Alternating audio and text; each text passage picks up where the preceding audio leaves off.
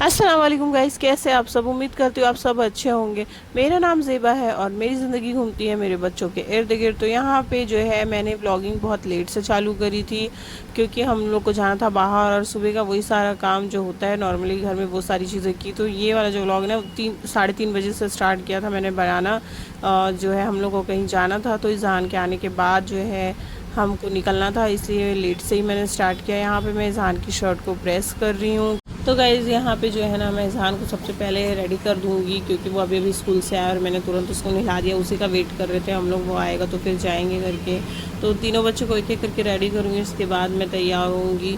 अम्मी है तो थोड़ा सा अश्मा को संभाले, नहीं तो वो बहुत ज़्यादा रोना चालू कर देती। तो यहाँ पे वो थोड़ा बहुत उसको संभालते जाते हैं और फिर मैं यहाँ पे अश्मा को भी रेडी करने के लिए बैठ गई हूँ।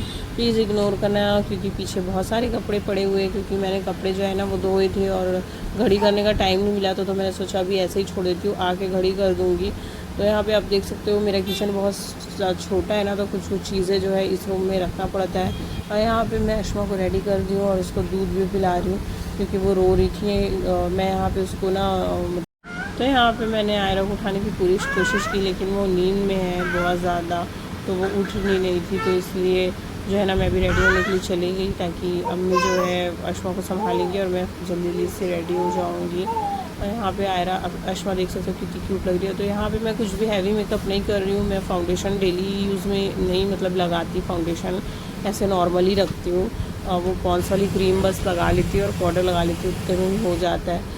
तो वैसे अभी वैसे भी बहुत ज़्यादा गर्मी पड़ रही है, तो मेरे को लगता है कि ना फाउंडेशन आप ना कहीं शादी वादी में जाओ या रात के टाइम कहीं पे जाओ ना, फंक्शन वंक्शन में, तो ही यूज़ करना चाहिए। अब दिन के टाइम में अगर फाउंडेशन लगा के बाहर निकलोगे ना, कितना भी महंगा फाउंडेशन होगा ना, वो ख़राब हो ही जाएगा, एकदम केकी सा हो जाता है, अजीब सा दिखने लगता है फेस।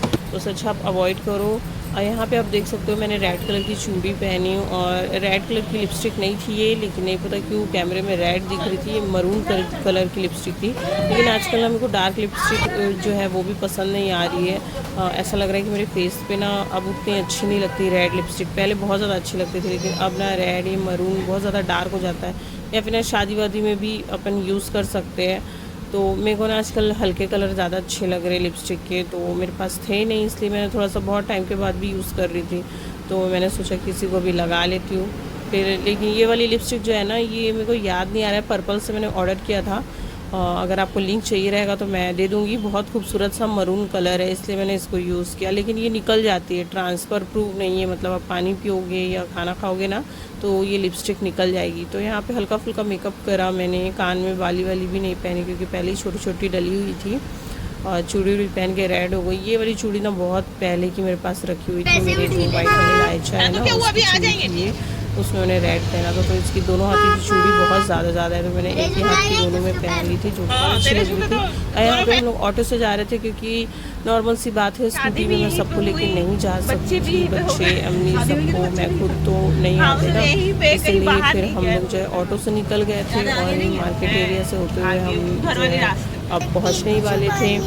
तो यहाँ पे जो है ना आयरा भी अपने बारे में कुछ बता रही थी कि वो जो है ना उठने भी नहीं थी, तो मैंने उसको थोड़ा सा डांट दिया था, तो फिर वो थोड़ी देर के बाद में उठी। और यहाँ पे जो है हम लोग पहुँचने ही वाले हैं अब। तो वह कुछ लोग ना कैसे होते हैं कि आपके साथ बुरा बर्ताव कर लेंगे और आपसे उम्मीद करेंगे कि आप उनको माफ़ कर दो या फिर आप भूल जाओ।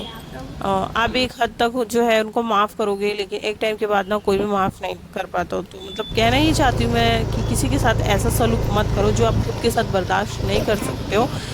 अगर आप खुद के साथ वो चीज़ बर्दाश्त नहीं कर रहे हो, तो आप दूसरे से कैसे उम्मीद कर सकते हो उनके साथ बुरा करके कि वो भूल जाएंगे या वो माफ़ कर देंगे। हर कोई नहीं होता ना एक जैसा, और माफ़ कर भी देगा तो भी जो होता है ना कि एक जो पहले रिलेशनशिप होता है, एक मतलब एक दूसरे के साथ दोस्ती होती, जो भी चीज़ें होती हैं वो फिर से दोबारा वैसी नहीं हो पाती। अब तो सामने वाला गलत करने के बाद कितनी भी कोशिश कर लेगा, लेकिन जो जिसने गलत नहीं किया है ना वो कभी भूल नहीं पाएगा, वो पूरी ज़िंदगी के लिए दिल और दिमाग में ना रह जाता है। और इस चीज़ को ना कई लोग नहीं समझते, तो मेरे को लगता है कि इस चीज़ को समझना चाहिए और के साथ जो बर्दाश्त ना हो जैसा सलूक वो किसी और के साथ भी नहीं करना चाहिए। तो यहाँ पे जो है ना हम लोग वापस आ चुके थे घर से, और जहाँ भी हम मतलब जहाँ गए थे हम लोग वहाँ से वापस आ चुके थे। और फिर मेरे अम्मी को छोड़ के भी मैं जा रही थी, क्योंकि अम्मी को घर जाना था और जो है ज़्यादा टाइम तक घर को छोड़ नहीं सकते ना, तो इसलिए अम्मी को भी घर जाना था। और फिर शाम हो चुकी थी, तो यहाँ पे ना मैं घर वापस जाके फिर मेरे को दूसरे काम के लिए फिर से निकलना पड़ गया था, क्योंकि उसका मैं वीडियो नहीं बना पाई थी क्योंकि बच्चों को साथ में लेके नहीं गई थी। तो यहाँ पे ना हम लोग वापस जा रहे थे। तो चलिए गाइस, आज की वीडियो में बस इतना है। प्लीज़ लाइक कीजिए, शेयर कीजिए और मेरी फैमिली का हिस्सा बनने के लिए सब्सक्राइब कीजिए। और अल्लाह का बहुत बहुत शुक्र अदा करती हूँ, आज का मेरा दिन भी बहुत अच्छा गया। और सबके लिए दुआ करती हूँ कि अल्लाह पाक सबको बेहतर से बेहतर ज़िंदगी दे।